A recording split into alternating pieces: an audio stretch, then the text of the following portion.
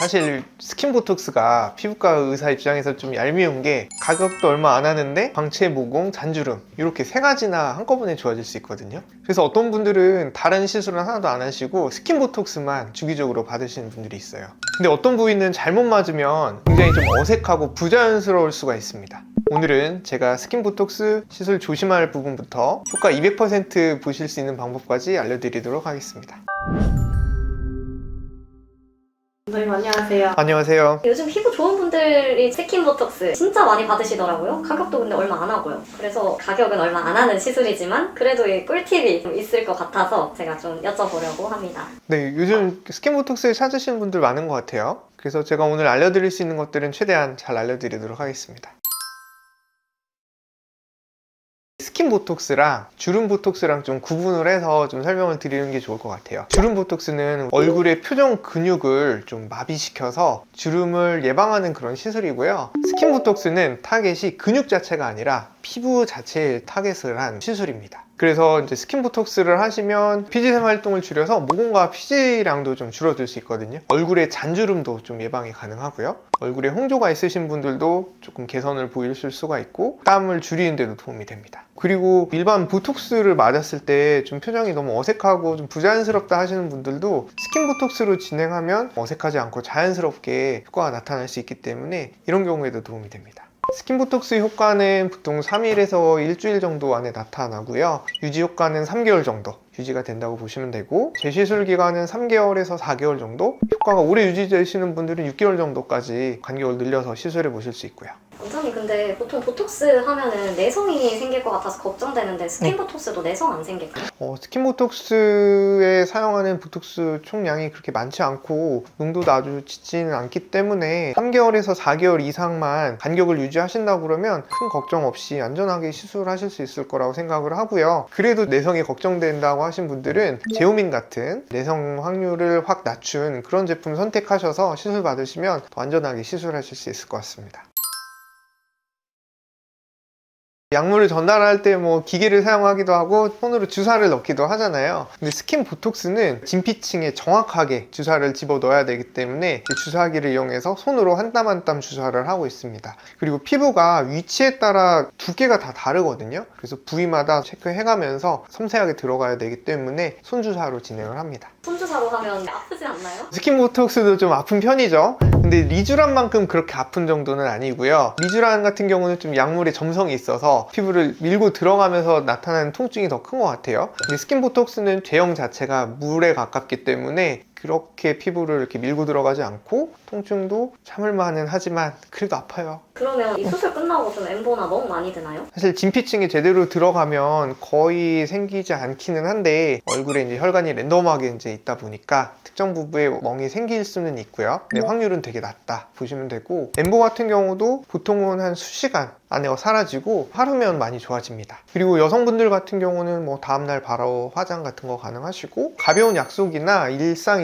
일정에서는 바로 전날 시술하셔도 좋고요. 결혼식이라든지 중요한 행사가 있다 그러면 적어도 일주일 전에 시술하시는 걸 추천드려요. 그러면 이 스킨 보톡스는 주로 어떤 부위에 맞으면 좋나요? 원하는 효과에 따라서 추천드리는 부위, 조심해서 맞아야 되는 부위, 그리고 추천드리지 않는 부위, 그렇게 나눠서 설명드릴 수 있을 것 같은데요. 먼저 이제 피지샘이랑 모공 같은 걸 감소하길 원하신다 그러면은 앞광대라든지 나비존 위주로 시술해 보실 수 있을 거고요. 턱라인이나 얼굴 가쪽에 맞으시면 얼굴 전체적인 윤곽이 좀 개선됩니다. 그리고 얼굴에 잔주름 개선을 원하신다고 그러면 이마라든지 눈가라든지 목 쪽에도 시술 받아보실 수 있고요. 그리고 좀 땀 분비를 좀 줄이고 싶다 하신 분들은 겨드랑이, 이마 쪽에도 시술하실 수 있죠. 그리고 개인적으로는 팔자 부위라든지 입술 가쪽 부위는 별로 추천드리지 않는데요. 팔자주름 같은 경우는 볼륨이 좀 줄어들고 살이 처지면서 생기는 경우이기 때문에 스킨 보톡스만으로는 해결이 어렵거든요. 그래서 이런 경우에는 처진 살을 좀 들어 올려줄 수 있는 리프팅 시술, 울세라나 슈링크, 티타늄 같은 시술을 좀 추천드릴 수 있고요. 볼륨을 좀 회복시켜 줄 수 있는 필러나 주베르 볼륨 스컬트라 같은 콜라겐 부스터들이 오히려 도움이 되실 겁니다.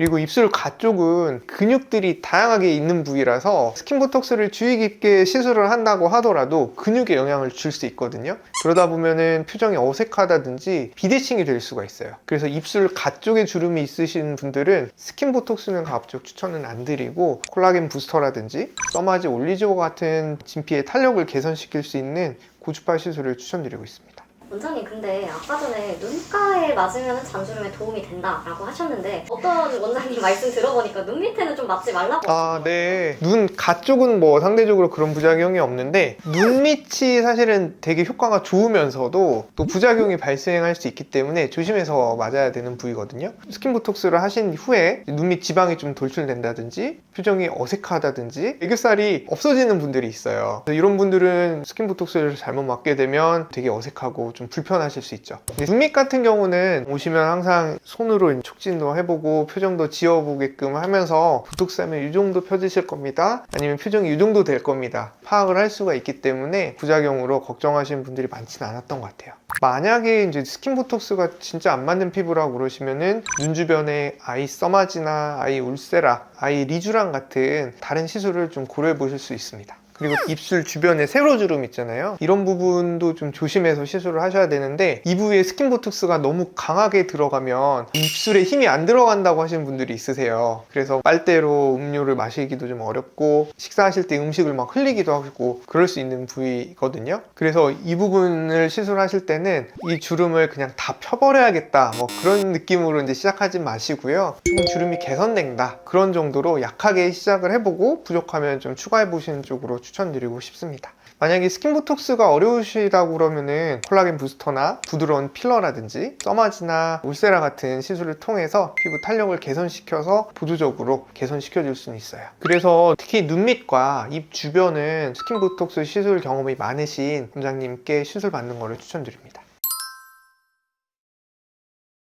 일단 피부 타입으로 보면은 건성 피부 혹은 민감성 피부에서는 안 맞는 경우가 있는 것 같아요. 왜냐면 스킨보톡스가 피지샘을 안정시키기 때문에 피지량이 줄어들어서 건성 피부에서는 오히려 피부가 더 당기고 더 건조해지는 경우가 있을 수 있거든요. 이런 경우에는 물광주사나 아니면 리쥬랑 같은 속건조를 해결해 줄 수 있는 그런 스킨 부스터를 좀 더 추천드리고 싶고요. 두 번째는 깊은 주름을 펴고 싶으신 분들, 그런 경우에는 오히려 이제 근육을 타겟으로 한 주름 보톡스를 맞으셔서 좀 확실하게 주름을 펴는 게 도움이 되실 수 있고요. 그리고 목적 자체가 확실한 리프팅을 원하시는 분들이 있어요. 스킨 보톡스가 피부 자체가 좋아지기는 하지만 리프팅 효과가 아주 드라마틱하지는 않거든요. 그래서 이런 경우에는 울세라나 슈링크, 티타늄처럼 리프팅이 주력인 시술을 받으시는 게 좋습니다. 그럼 마지막으로 이 스킨보톡스 이분들은 꼭 맞으셔라 하는 이런 추천 유형이 있을까요?